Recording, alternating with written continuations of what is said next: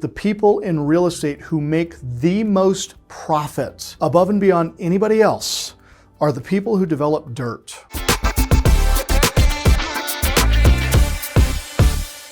Why subdivide the land? The subdivision process of raw land consists of two parts: mapping and legal documentation.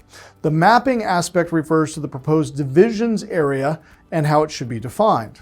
The legal documentation involves submitting the proposed subdivision, which generally includes an application and fee to the local county. And if they approve the application, the subdivision mapping is recorded in the county records. Now, on this note, you guys, I want you to write the following statement. All of the required work is going to be done by licensed engineers. Licensed civil engineers are going to drop all the plans, and licensed attorneys are going to draft all the legal. Now, this is the best part, because I was having a conversation in June. My kids had an after-school party at our house.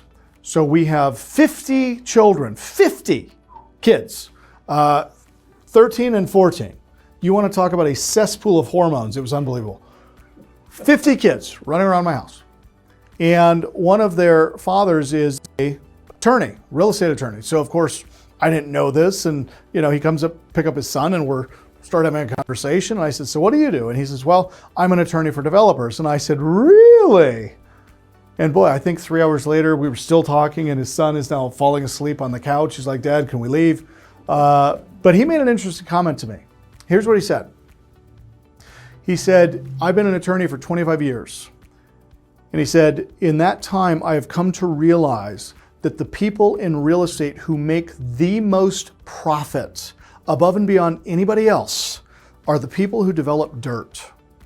And I said, really? Why is that? He says, well, number one, they don't have to do any work because it's civil engineers and attorneys who do it all.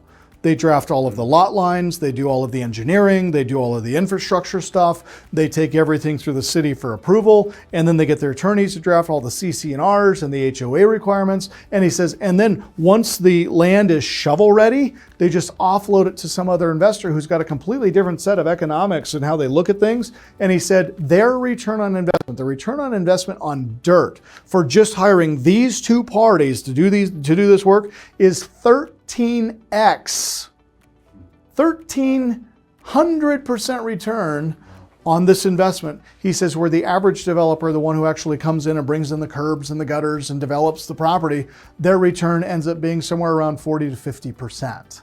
So a 1,300% return versus a 40 to 50% return. Now, until he said that, I had never really put it into perspective like that. But post hearing it, I went, he's right.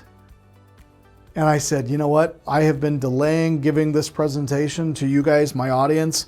I said, I need to stop delaying it because I felt like this topic, and I didn't want to lose anybody, but if it's profitable, guys, and I think you should be doing it, I'm going to bring it to you. And that's why we're here today having this conversation, because the return on investment of money and investment of time is significant and substantial. And we cannot continue to not have these conversations. And I would say it differently. You cannot afford to not be participating in this side of the investment.